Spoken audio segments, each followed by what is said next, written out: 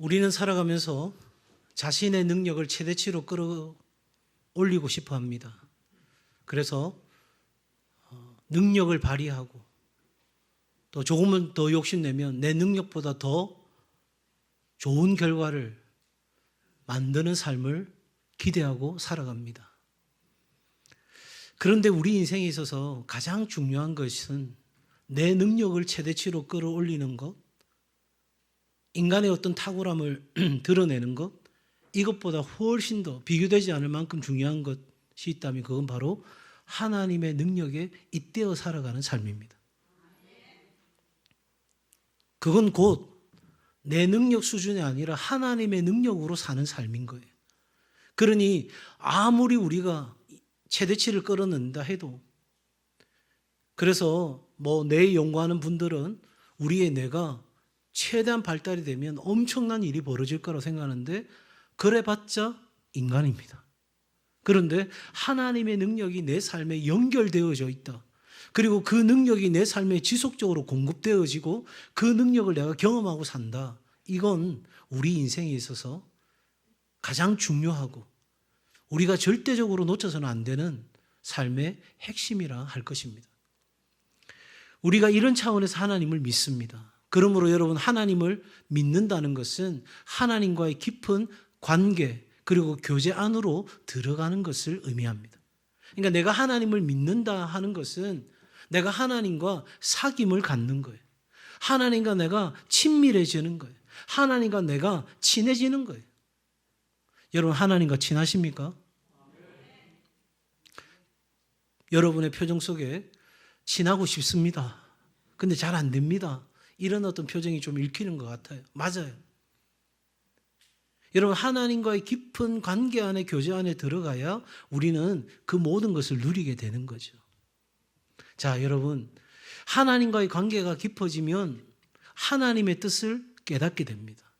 우리 인생 가운데 앞서 말씀드린 것처럼 하나님의 능력을 공급받고 하나님의 능력을 경험하며 사는 것이 중요하다 했는데 그 하나님의 능력이 어디에서 드러나느냐면 우리가 하나님의 뜻대로 살고자 할 때 하나님의 능력이 드러나는 거예요. 자, 여러분, 우리는 저마다 인생의 목표를 갖고 삽니다. 그래서 이것도 하고 저것도 하고 살아가죠. 그래서 내가 원하는 방식대로 내가 원하는 삶의 목적을 이루기 위해서 오늘도 우리는 열심히 살아갑니다. 그리고 나름대로 내가 만족하고 행복한 인생을 살았다고 합시다. 그런데 거기가 끝이 아닌 거예요. 거기가 끝이라면 우리는 그렇게 살면 돼요. 내 소견에 오른 대로, 내 마음이 원하는 대로. 인생의 주인은 나니까 그렇게 살면 돼요. 그런데 우리 인생의 마지막 끝에서 그런 인생은 반드시 후회를 남기게 되는데, 왜냐하면 우리의 삶의 그 모든 마지막을 평가할 분이 한 분 계시기 때문이에요. 내가 진짜 제대로 된 인생을 살았는가? 내가 정말 열심히 살았는데 그 열심히 살았던 삶이 의미 있는 삶인가? 내가 고난도 고통도 겪으면서 그렇게 모진 풍파를 이기면서 살았는데 과연 그 삶이 진짜 제대로 된 인생을 살았는가 판단하실 분이 계시다는 거예요. 여기서 우리의 삶의 생각도 태도도 완전히 달라지는 거예요. 여러분, 우리의 삶을 평가하고 판단할 분이 누구십니까? 하나님이십니다. 그 판단의 기준이 뭐냐면 하나님의 뜻대로 살았느냐는 거죠. 왜냐하니까 하나님은 우리를 이 땅 가운데 던지시고 우리가 이 세상에서 가장 행복하고 즐겁고 만족스러운 삶을 살 수 있도록 하나님이 우리에게 그 뜻을 계시해 주셨어요. 그게 뭐예요? 성경이에요. 그러니까 하나님의 뜻을 모호하게 하신 것이 아니고 하나님의 뜻을 우리에게 분명하게 말씀하셨어요. 그래서 우리가 하나님의 뜻대로 살면 우리에게는 세상이 줄 수 없는 평안과 기쁨과 만족이 우리 삶에 찾아오게 되는 줄 믿습니다. 그러니까 여러분, 하나님은 마지막 우리의 삶에 평가를 하실 때에 하나님 뜻대로 살았는지를 물으실 거예요. 자, 그런데 여기서부터 이제 우리 삶이 조금 곤란해지기 시작합니다. 왜냐하면 하나님의 뜻이 뭡니까? 하나님의 말씀이라고 했어요. 그 하나님의 말씀을 꽉 짜면 뭐가 나오냐면 10계명이 나와요. 10가지 계명. 그런데 그 10가지 계명을 다시 꽉 짜면 2가지 하나님의 뜻이 나와요. 하나님을 사랑하는 것과 두 번째, 이웃을 사랑하는 것. 그러니까 하나님의 뜻이 뭐냐면 하나님을 사랑하고 이웃을 사랑하는 거예요. 아이고 목사님 그 정도는 저도 알죠. 저도 하나님 사랑하고 이웃을 사랑하고 삽니다. 맞아요. 그런데 성경대로 하나님의 뜻대로 살려면 어떻게 살아야 되는가 보세요. 레위기 19장에 가면 원수를 갚지 말며 동포를 원망하지 말며 내 이웃 사랑하기를 내 몸과 같이 하라. 그게 율법이에요. 나의 이웃을 내 몸과 같이 사랑하는 것. 여러분 빵이 2개 있어요. 나한테. 내 이웃을 내 몸과 같이 사랑하는 것은 어떻게 하는 거죠? 빵 하나 나 먹고 나머지 하나는 상대방에게 주는 거예요. 이웃에게 주는 거예요. 아이고 목사님 그 정도는 할 수 있습니다. 요즘 빵 먹고 살찌는데 그거 다 줄 수도 있습니다. 뭐 그럴 수 있을 것 같아요. 그런데 내가 적금을 들었어요. 10억을. 그리고 10억을 타요. 근데 5억을 나하고 5억을 내 이웃들에게 줘요. 아무도 아멘을 안 하시네. 나 그럴 줄 알았어요. 여러분 이웃을 내 몸과 같이 사랑하는 게 쉬운 문제가 아니에요. 어려워요. 하나님의 뜻대로 사는 것 여러분 말은 쉽지 어려워요.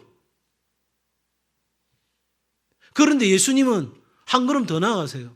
새 계명을 너희에게 주노니 내가 너희를 사랑한 것처럼 서로 사랑하라. 쉽게 말하면 10억이 내가 생겼어요. 내가 죽을 힘을 다해서 10년 걸려서 아니 20년 걸려서 그 돈을 모았어요. 그건 내 생명줄과 같아요. 내 전부예요. 그런데 그 10억을 내 한 푼 쓰지 아니하고 다른 이웃을 위해서 내어준다? 제가 아멘이십니까? 묻고 싶지도 않아요.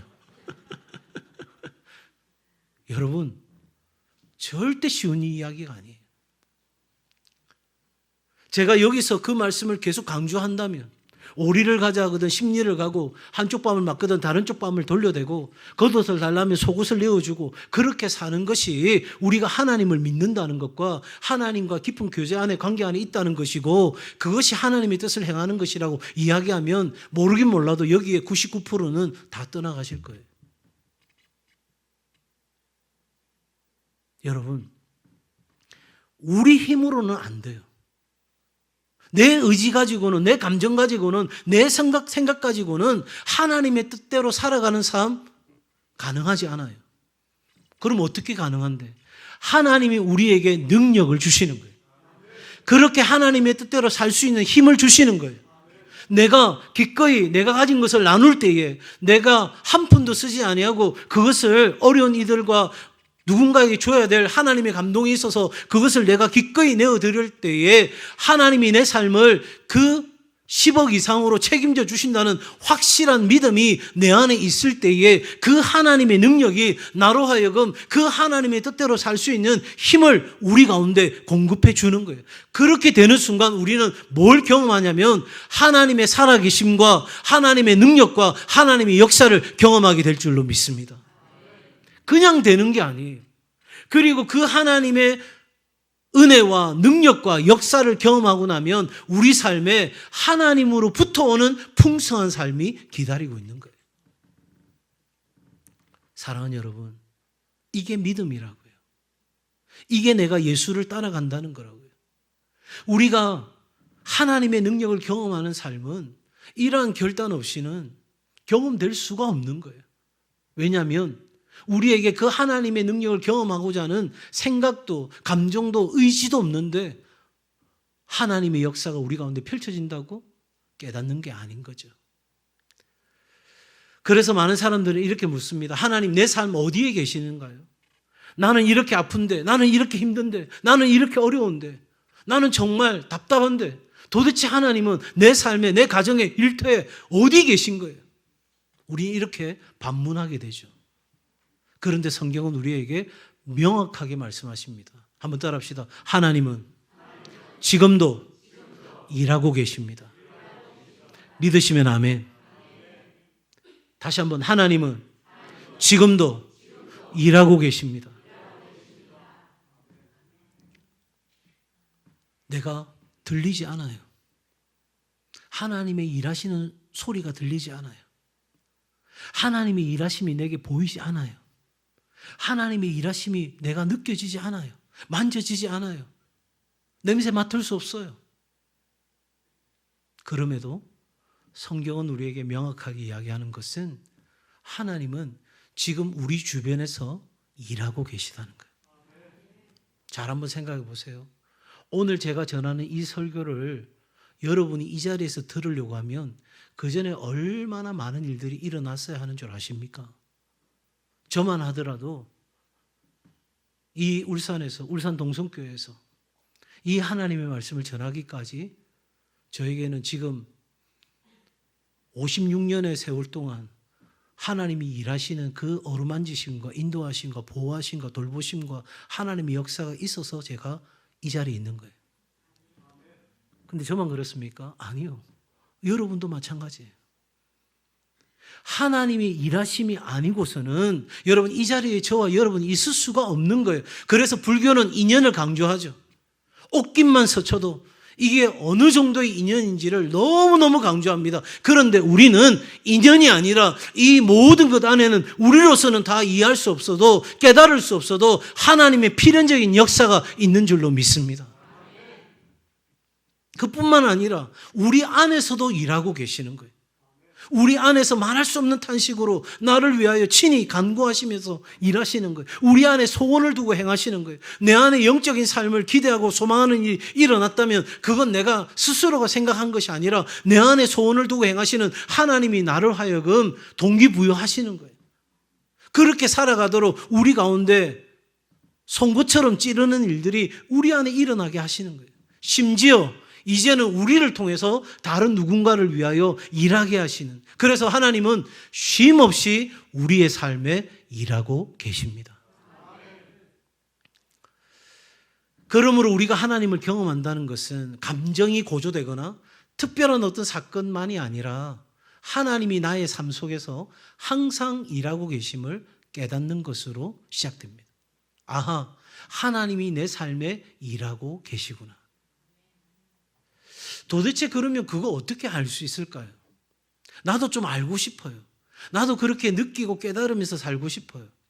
지금부터 제가 어떻게 우리가 그것을 깨닫게 되고 또 누리게 되는지 함께 나눌 텐데요. 한번 귀 기울여서 주의 말씀 앞으로 나오시기 바랍니다. 자, 여러분, 하나님께서는 우리가 이 하나님의 살아계심과 하나님의 능력을 경험하는 것을 통해서 하나님에 대해서 더 큰 지식을 갖기를 바라세요. 왜냐하면 잘 보세요. 우리가 하나님을 알면, 하나님이 어떤 존재인지를 알면 우리가 기도하는 것이 달라져요. 우리가 기대하는 것이 달라져요. 우리의 소망이 달라져요. 우리의 삶의 이유가 달라져요. 삶의 목적이 달라져요. 여러분, 다 바뀌는 거예요. 하나님을 알면. 그래서 제가 오늘 다시 복음학교 첫 주제가 하나님이 누구신가, 이 주제예요. 사랑하는 여러분, 그러므로 성경은 우리에게 말하는 거예요. 하나님을 아는 것이 힘이라는 거예요. 하나님을 알면 그것이 곧 나의 능력이 되는 거예요. 내가 배트맨처럼 슈퍼맨처럼 그런 초강력 히어로가 되지는 못한다 할지라도 나는 언제나 하나님의 능력을 공급받고 하나님의 능력이 나를 통해서 역사하고 나를 통해 역사하는 하나님의 능력이 하나님께 영광 돌리는 삶으로 드려지는 그 삶을 살아가게 되는데, 그 시작은 하나님에 대한 이해, 하나님에 대한 지식, 하나님에 대한 경험, 이 모든 것이 우리의 삶에 더 커져야 가능한 거예요. 그럼 어떻게 커질 수 있는가? 다름 아닌 하나님은 우리와 관계를 통해, 올바른 관계를 통해 그 모든 것을 회복시키시고 알리시기를 원하는 거예요. 자, 첫 번째입니다.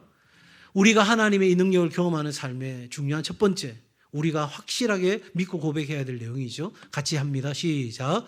하나님은 여러분의 삶 속에서 지금도 쉬지 않고 일하고 계십니다. 아멘. 요한복음 5장 17절에 내 아버지께서 이제까지 일하시니 나도 뭐한다? 일하신다. 우리 예수님이 일하고 계시는 거예요. 지금도 하나님 보좌 우편에서 우리를 위하여 친히 간구하고 기도하고 계시고, 우리 삶에 찾아 들어오셔서 성령님이 우리 안에서 말할 수 없는 탄식으로, 그래서 우리를 하여금 새로운 믿음의 길을 걸어갈 수 있도록 우리 안에 불러일으키시고 더 나아가서 우리가 주의 뜻을 이루기까지 그렇게 우리 안에서 쉬지 않고 일하고 계시는 거예요. 어떻게 일하시는가? 하나님은 지금도 역사의 무대에서 일하고 계셔요. 우리는 흔히 이렇게 생각합니다. 인간이 역사를 만든다고요. 그런데 사실은요, 인간은 역사를 만드는 존재가 아니에요. 우리는요, 비바람에도 휘둘리는, 여러분, 여러 가지 기후위기로 벌어지는 수많은 일들에 속수무책인 우리를 보잖아요. 그런 우리가 역사를 만든다고요? 아니요. 역사를 만드는 이는 하나님이십니다. 여러분, 저는 파울로 코엘료 작가의 글을 다 읽었다 말씀은 못 드리겠고 대부분 다 읽었는데요. 그중에 제가 제일 좋아하는 문장이 하나님은 내 소원을 이루시기 위해서 온 우주를 움직이신다. 앞서도 제가 말씀드린 것처럼 제가 이 자리에서 이 말씀을 전하기까지 어떤 일이 있었을까요? 온 우주가 움직였어요. 여러분, 우리 각자의 삶에 이 자리로 이끌기까지 각자의 삶에 움직인 우주가 있어요.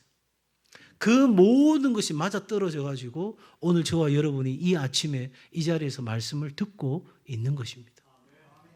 그러니 하나님은 지금도 역사의 무대에서 일하고 계시는 거예요. 우리는 이 하나님을 믿기에 이 위기 가운데 있는 이 대한민국을 하나님의 손에 올려드리고자 하는 거예요. 세상은 우리에게 조롱하겠죠. 무슨 하나님께 드려, 우리가 주도해 가야지, 우리가 이끌어 가야지.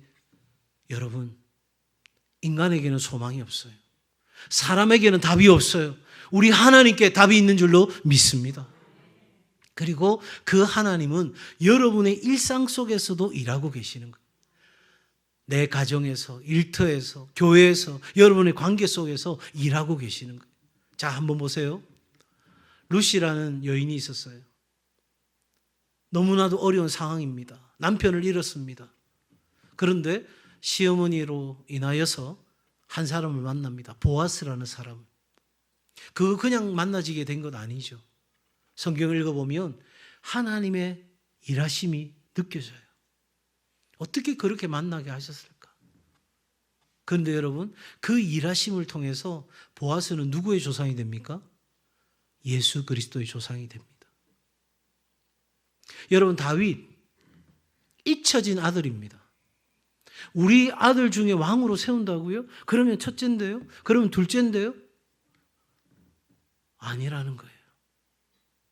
막둥이는요, 잊혀진 아들이에요. 그냥 들판에서 목동으로 양이나 돌보는 그런 아이인 거예요. 아버지 눈에는 아직도 시원찮은 그냥 연약한 아들일 뿐이에요. 그런데 하나님은 일하셨어요. 그 아들을 콕 집어서 기름 부음 받은 자로 부르셨죠. 사랑하는 여러분, 하나님은 여러분의 일상 속에서 지금도 일하고 계시는 하나님이십니다. 왜 그러냐? 하나님은 사람을 통해서 일하시기 때문이에요. 누구를 통해 일하신다고요? 예. 하나님 이렇게 이사야 선지자에게 말하죠. 내가 누구를 보냈고 누가 나를 위해서 갈고, 그렇게 하나님이 말씀하십니다. 그때에 이사야가 뭐라고 고백하죠? 나를 보내소서. 주여, 내가 여기 있나이다. 사랑하는 여러분, 두 번째로 여러분 우리가 기억해야 할 것은 하나님의 능력을 경험하는 삶은 하나님과 친밀한 관계 안에 있어야 경험할 수 있는 삶인 거예요. 자, 제가 일부에도 예를 들었는데 어떤 집사님이 요리를 잘한다는 소문이 났어요. 그러면 제가 그분이 진짜 요리를 잘하는지 안 하는지 알려면 어떻게 해야 돼요? 먹어봐야 돼요. 먹어봐야 돼요. 그러려면, 먹어보려면 어떤 사이가 돼야 돼요? 친밀한 사이가 돼야 돼요. 원수인데 좋은 거 주겠어요? 네. 저희 집에서는 잘 먹고 있습니다. 여러분, 친밀한 관계 안에 있어야 하나님의 능력을 경험하게 되는 거예요. 자, 보세요.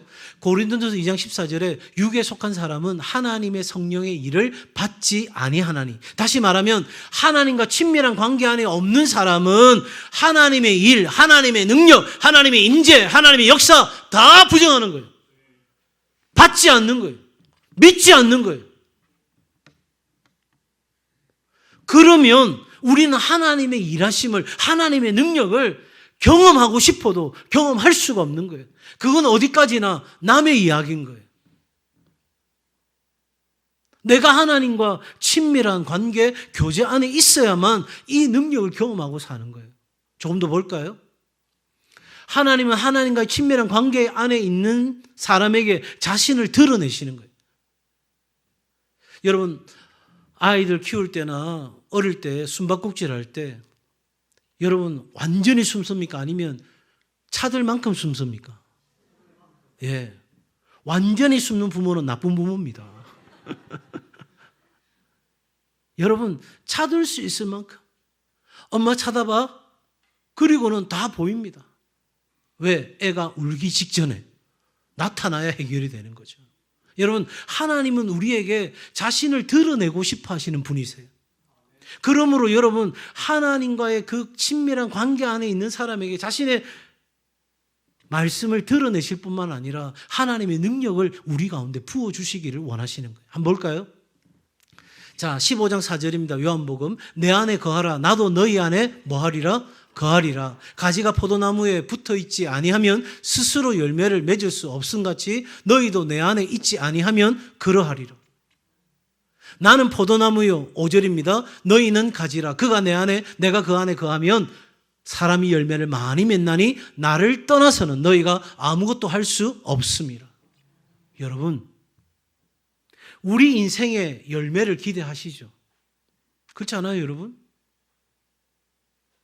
제가 언젠가 새벽에도 말씀 나눴는데 지금 제 안에 가장 두려운 것은요, 저희 가정이나 제가 사역하는 현장에서 제 모든 수고와 눈물의 헌신의 열매가 없다면 어떻게 될까? 그게 제 안에 있는 두려움이고 걱정이에요.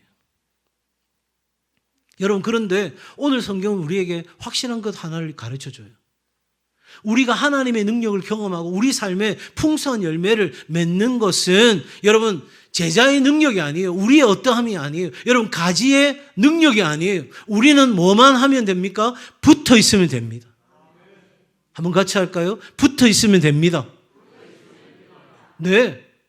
초강력 본드처럼 부러질지언정 나는 절대 떨어지지 않는다. 위험이나 기근이나 적신이나 칼이나 그 어떤 것으로도 하나님의 사랑에서 우리를 끊을 수 있는 것이 없다고 사도 바울은 선언하죠. 맞습니다. 하나님은 절대 우리 손을 놓지 않습니다. 그러므로 사단은 계속해서 우리가 하나님께 붙어있지 아니하도록 우리 삶을 분주하게 만듭니다. 우리 삶에 헛된 것들을 꿈꾸게 만듭니다. 우리 삶에 썩어질 것들에 우리의 생각과 관심과 집중하게 만들어서 어떻게 해서든 우리가 붙어있는 삶을 살지 못하도록 우리의 원수 마귀는 우리를 공격하고 들어오는 거예요. 여러분이 그걸 믿든 믿지 않든 이것은 영적인 삶의 중요한 원리입니다. 가지는 붙어 있으면 돼요. 그러면 저절로 과실을 맺습니다. 내가 많이 맺겠다고, 내가 그렇게 해서 능력을 최대치로 끌어올려서 많이 맺겠다고요? 성경 뭐라고 말하죠? 5절에 너희가 아무것도 할 수 없습니다. 성경은 명확한 거예요. 붙어 있으면 살고, 붙어 있으면 열매 맺고, 붙어 있으면 영광을 보리라. 그러므로 여러분, 하나님은 하나님을 사랑하는 자에게 자기 뜻을 보이시고 하나님을 전적으로 의지하는 자에게 능력을 공급하시는 거예요. 아모스 3장 7절에 주 여호와께서는 자기의 비밀을 그 종 선지자들에게 하나님과 친밀한 자, 하나님과 관계를 갖고 있는 자, 하나님을 사랑하는 자에게 보이지 아니하시고는 하나님은 그의 뜻을 반드시 보이시고 밝히시고 알게 하시고 그리고 행하신다는 거예요. 여러분, 하나님은 우리를 더 사랑하실 수가 없어요. 여러분이 전 재산을 바쳐서 교회에 드린다 해도 하나님의 사랑을 0.00001%도 더할 수가 없어요. 여러분이 365일 24시간 교회에서 봉사하고 헌신한다 해도 하나님의 사랑을 진짜 눈곱만큼도 더할 수가 없어요. 왜냐하니까 하나님의 사랑은 십자가에서 우리에게 100%, 99.9%도 아니고 100% 우리에게 확정적으로 드러낸 사랑이에요. 그러니까 하나님의 사랑은 십자가에 뭘 더할 필요가 없는 사랑인 거예요. 그러면 자 보세요. 하나님은 우리에게 하나님의 사랑을 100% 쏟아부어 주셨어요. 그래서 우리를 향한 뜻을 세우시고 계획을 세우시고 우리 가운데 약속을 준비하셔서 우리에게 말씀하시는 거예요. 그러면 이 놀라운 하나님의 역사와 능력을 경험하기를 원한다면 우리가 하나님을 사랑하는 이 한 걸음을 옮기게 될 때 우리는 하나님과의 스파크가 일어나고 그 하나님의 능력과 하나님의 역사와 하나님의 일하심을 볼 수 있게 되는 줄 믿습니다. 그래서 내가 그 하나님의 사랑과 은혜, 그 하나님의 능력에 전적으로 의지하는 삶. 왜 그렇게 해야 돼요? 자, 고린도서 12장 9절에 뭐라고 말하고 있습니까? 내 은혜가 내게 족하도다. 이는 내 능력이 약한 데서 뭐하여짐이라? 온전하여짐이라. 사도 바울이 기도했습니다. 3번이나 하나님 이 병을 고쳐주세요. 나를 낫게 해주세요. 나를 살려주세요. 내가 주의 복음을 위해서 사는 것 알지 않습니까? 이거 고쳐주면 저는 더 많은 일을, 더 많은 사역을 감당할 수 있을 텐데 하나님 제발 나를 고쳐주세요. 그때 들려주신 하나님의 말씀이 너의 능력이 약한 데서 온전해진다는 거예요. 우리는 이러기를 원치 않아요. 우리는 어떻게 하기를 원해요? 내 능력이 강하고 더 강해서 더 온전해지기를 우리는 바라는 거예요. 그런데 하나님의 뜻은 거기 있지 않아요. 우리가 뭐한 것? 약한 것에 있어요. 이게 믿어지시면 아멘. 왜 그런가? 여러분, 우리의 약함, 우리의 취약함, 우리의 부족함, 우리의 모든 것, 그것은 문제되지 않아요. 왜? 우리가 약하면 약할수록 누가 더 강하게 역사하십니까? 하나님이 더 역사하실 때 우리가 온전케 되는 줄로 믿습니다. 사랑하는 여러분, 바로 이것이 성경이 우리에게 가르쳐주는 진리죠. 하나님은 아브라함에게 말씀하셨고 다윗에게 말씀하셨고 그리고 하나님의 능력은 그런 인생들의 연약함 가운데서 강력하게 일하시는 거예요. 그러기에 우리가 해야 될 결단이 하나 있어요. 그건 바로 하나님의 능력을 경험하기 위해 더 깊은 사랑의 자리로 나아가야 합니다. 한번 따라합시다. 더 깊은 사랑의 자리로 나아갑시다. 앞서도 제가 말씀드린 것처럼 하나님은 우리에게 100%의 사랑을 쏟아 부어주셨어요. 그야말로 여러분 작은 바늘로 탁 누르면 펑 터질 만큼 완전한 하나님의 사랑으로 꽉 차 있어요. 조금도 공간이 비어있지 않는 그런 사랑이에요. 그런데 그 사랑을, 그 능력을 내가 경험하려고 한다면 내가 더 깊은 사랑의 자리로 가야 하는 거죠. 거기 가보면, 그 깊은 사랑의 자리로 나아가보면 우리는 그 하나님과의 친밀함 속에 깨닫는 은혜가 있어요. 자, 볼까요? 여러분, 사도 바울은 에베소 교회를 위해서 기도합니다. 그의 영광의 풍성함을 따라 그의 성령으로 말미암아 너희 속사람을 능력으로 뭐하게 하시오며 강건하게 하시오며 믿음으로 말미암아 그리스도께서 너희 마음에 계시게 하옵시고. 성도들을 위해 기도하며 관계적인 친밀함 안에서 오는 능력의 공급을 의미하는 거예요. 우리가 기도의 자리에서 하나님의 능력을 계속해서 구하고 나아가면 하나님은 우리에게 그와 같은 놀라운 것들을 부어주시는 거죠. 그때 우리는 이렇게 고백하게 됩니다. 내게 능력 주시는 자 안에서 내가 모든 것을 할 수 있느니라. 여러분, 이 말씀은 자족함의 비결에 대한 문맥상에서 나온 말씀이에요. 무슨 말씀입니까? 우리가 하나님과의 그 관계 안에 친밀함으로 있을 때에 우리는 우리에게 힘을 불어넣어 주시는 그 하나님으로 인하여 지속적인 공급을 받음으로 우리 삶에 풍성한 은혜를, 하나님의 능력을 온전히 경험하게 되는 삶을 살게 된다 하는 것입니다.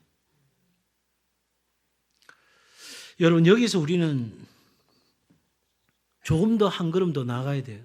그러면 하나님과의 친밀한 관계 안에서 하나님의 능력의 삶을 깨닫게 되고 우리가 더 깊은 사랑의 자리로 나아가야 되는 것 알겠어요. 여러분, 성령의 임재가 있는 예배, 성령이 말할 수 없는 탄식으로 나를 위하여 친히 기도하시는 기도의 자리, 성령이 나와 함께 하시는 섬김과 봉사의 자리, 그런 깊은 사랑의 자리로 우리가 나아가야 되는데, 그러기 위해서 우리에게 필요한 것은 바로 믿음과 순종의 걸음을 옮기는 것입니다. 보이지 않아도, 들리지 않아도, 경험되지 않아도 우리는 믿음과 순종의 발걸음을 옮기는 거예요. 내게 손해가 되어도, 심지어 내 거 다 빼앗긴 것 같은 느낌이 들어도 믿음과 순종의 걸음을 옮길 때 우리는 더 깊은 사랑의 자리로 나아가게 되고, 우리는 더 깊은 사랑의 자리에서 하나님의 살아계심과 하나님의 능력을 경험하게 되는 줄 믿습니다. 여러분, 이 하나님께 믿음과 순종의 발걸음을 옮긴다는 것은 몇 걸음? 한 걸음씩입니다. 한 걸음씩. 우리는 그러기를 기대하지 않아요. 우리는 10걸음, 100걸음 먼저 가기를 원해요. 그런데 하나님이 우리 가운데 일하시는 방식은 한 걸음씩이에요. 아브라함에게 뭐라고 말하죠? 내가 내게 지시할 땅으로 가라. 그러면 지시하지 않으면 옮길 수 있어요? 없어요? 없어요. 하나님의 지시를 따라, 하나님의 뜻을 따라 한 걸음을 옮기는 거예요. 여러분, 이스라엘 백성들이 광야에서 만나와 메추라기를 먹을 때 몇 날에 필요한 양식을 주셨어요? 하루 필요한 것을 주셨어요. 하루 필요한 것. 예수님께서 우리에게 기도를 가르치실 때에 일용할 양식을 달라고 간구하라고 가르치셨어요. 왜 그러실까요? 하나님이 째째하고 쫀쫀해가지고? 하나님이 가진 것이 부족해가지고요? 아니에요. 하나님의 능력을 경험하는 삶은 하나님과의 친밀한 관계 안에 있다고 하는 거잖아요. 그 하나님과의 친밀한 관계는 말씀과 기도를 통해서 그 관계가 깊어져 가는데, 우리가 매일같이 필요한 게 있다면 누구에게 구하는 거죠? 하나님께 구하는 거예요. 그러니 하나님은 내 먹고 사는 문제보다 더 중요한 건 뭐냐면, 내 사랑하는 아들이, 내 사랑하는 딸이 나와 친밀한 관계 안에, 교제 안에 있느냐가 우리 하나님께는 가장 중요한 거예요. 왜냐하면 그게 내가 사는 법이고, 그게 내가 만족하는 법이고, 그것이 내가 가장 잘 사는 것이기에 우리 하나님은 매일같이 나와 교제하자고 하나님이 나를 부르시는 거예요. 그러므로 여러분, 하나님 우리에게 성령을 통해서, 말씀을 통해서 우리에게 가르치시는 거예요. 보혜사 곧 아버지께서 내 이름으로 보내실 성령, 그가 너희에게 모든 것을 뭐하시고 가르치시고, 내가 너희에게 말한 모든 것을 뭐하게 하시고 생각나게 하시고, 우리에게 기름 부음이 있다면, 성령의 기름 부으시 있다면 우리는 다른 것에 귀를 기울일 이유가 없고, 오직 하나님이 내게 가르쳐 주신 그 진리대로, 하나님의 뜻대로 살아가는 삶을 위해 주 안에 거하면 되는 거예요. 여러분, 여기서 우리가 깨달아야 될 한 가지가 있는데, 하나님의 일은 누구의 방식으로 이루어진다? 하나님의 방식으로 이루어진다. 그래서 여러분, 그 갈멜산에서 엘리야가 바알 선지자 850대 1로 영적 전투가 벌어지는 그 순간 그가 이렇게 고백합니다. 주의 말씀대로 이 모든 일을 행하는 것을. 여러분, 우리 삶에 가장 중요한 것이 바로 이것입니다. 하나님의 일을 하나님의 방식으로 하는 것입니다. 우리는 하나님의 일이라고 스스로 그렇게 규정하고 내 방식대로 마음대로 일합니다. 그리고 이렇게 말합니다. 하나님 왜 역사 안 하십니까? 하나님 왜 나에게 능력을 보여주지 않습니까? 하나님 왜 나에게 확실한 믿음을 주지 않습니까? 살기는 자기 마음대로 살아놓고, 자기 뜻대로 살아놓고, 자기 하고 싶은 대로 해놔놓고, 하나님께 내가 원하는 시간에 원하는 방식으로 역사해달라고 요청하는 것, 과연 이것이 맞는 것일까요? 요한복음 12장 26절입니다. 사람이 같이 읽습니다. 시작. 사람이 나를 섬기려면 나를 따르라. 나 있는 곳에 나를 섬기는 자도 거기 있으리니 사람이 나를 섬기면 내 아버지께서 그를 귀히 여기시리라. 아멘. 우리가 하나님은 지금도 일하신다. 내 삶의 주변에서 일하고 계시고 내 안에서 일하고 계시고 나를 통해서 일하신다. 그래서 이 하나님의 친밀함 속에서 우리는 이 하나님의 일하심과 능력을 경험할 수 있다. 그러므로 나는 더 깊은 사랑의 자리로, 하나님과 함께하는 예배의 자리, 하나님께 아뢰는 기도의 자리, 하나님과 동행하는 섬김의 자리, 내가 그 자리로 더 깊이 있게 나아가리라. 여러분, 이렇게 우리가 결단하고 나아가게 될 때 사람이 나를 섬기면, 사람이 나를 사랑하면, 사람이 나에게 더 깊은 사랑의 자리로 나아오면 내 아버지께서 그를 존귀하게, 귀하게 여기시리라.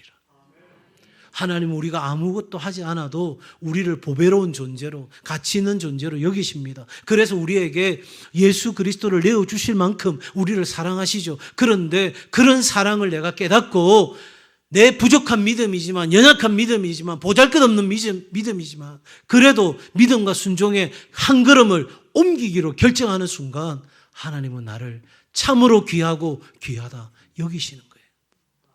사랑하는 여러분, 결론입니다. 하나님은 우리가 하나님의 능력을 경험하면서 살기를 바라십니다. 강하고 담대하라, 여호와를 바라는 너희들아. 우리가 비스트롱, 강력한 삶을 살아가기를 원하세요. 그건 우리의 어떠함에 달려있지 않아요. 우리가 얼마나 많이 배웠냐, 얼마나 많이 가졌냐, 얼마나 내가 높은 자리에 있느냐, 얼마나 내가 많은 사람들로부터 인정을 받는 삶이냐, 거기에 있는 것이 아니라 약해도 괜찮아요, 취약해도 괜찮아요, 부족해도 괜찮아요. 지나온 과거 하나님 묻지 않으십니다. 지금 내 모습이 어떠한지 하나님이 그것에 대해서 책망하지 않으십니다. 하나님은 바로 지금 이 순간 내게로 나오라고 말씀하시는 거예요. 지금 내게로 나와서 내가 너를 위해 일하고 있다는 사실을 네가 깨달았으면 좋겠다. 내가 너에게 주는 그 능력을 공급받고 살았으면 좋겠다. 그래서 네가 이 세상을 살아갈 때에 정말 강력한 주의 은혜를 입고 멋지고 유쾌하게 오래도록 정말 만족한 삶을 살았으면 좋겠다. 그렇게 우리에게 바라시고 일하고 계시는 줄 믿습니다. 우리가 결단해야 될 건 딱 한 가지입니다. 하나님과의 친밀한 관계 안으로 들어가는 것입니다. 우리의 분주함을 멈추고 우리의 야망을 내려놓고 우리의 허탄한 욕심을 이제는 던져버리고 내가 붙어 있으면 살고 붙어 있으면 열매 맺고 내가 붙어 있으면 영광을 보리라. 믿음의 길로 나오면 하나님이 귀하게 여기십니다. 세상에 수많은 사람들이 우리에게 말해주는 그 길, 지금 당장은 있어 보입니다. 지금 당장은 다 그렇게 넓은 길로 가니 그 길이 나도 살아갈 길인 것처럼 보입니다. 그런데 하나님 앞에 서는 그 순간 무익한 종아, 네가 나를 오해했도다. 내가 너에게 준, 너를 위해 준 나의 뜻을 네가 다 거절했도다. 바깥 어두운 데서 이를 갈미 있으리라. 사랑하는 여러분, 그건 먼 이야기가 아닙니다. 오늘 우리의 삶이 여기서 끝날 수도 있습니다. 내가 그때 정신 차리고 살아볼 걸. 여러분, 껄껄은 믿음의 단어가 아닙니다. 지금 이 순간 우리를 위해 일하고 계시는 하나님을 경험하면서 이 어둡고 힘든 세상에서 정말 하나님이 주시는 능력으로 충만한 삶을 살아가시기를 주의 이름으로 축복합니다. 저는 4년 전에 제가 우리 교회 부임해서 하나님을 경험하는 삶 40일 특별 새벽 기도를 했었습니다. 헨리 블랙가비의 하나님을 경험하는 삶을 중심으로 또 그 말씀에 대한 묵상과 또 해석을 담아서 여러분과 나눈 적이 있습니다. 이번에 아마 한 11주 정도 될 것 같습니다. 하나님 주신 이 시간을 통해서 우리 모든 성도가 하나님을 경험하는, 하나님의 능력을 경험하는 위대하고 놀라운 삶을 살아갈 수 있기를 주의 이름으로 축복합니다. 정말 기대하시면서 사모함으로 주의 말씀 앞에 나오는 주일의 예배가 되기를 다시 한번 주의 이름으로 축복합니다.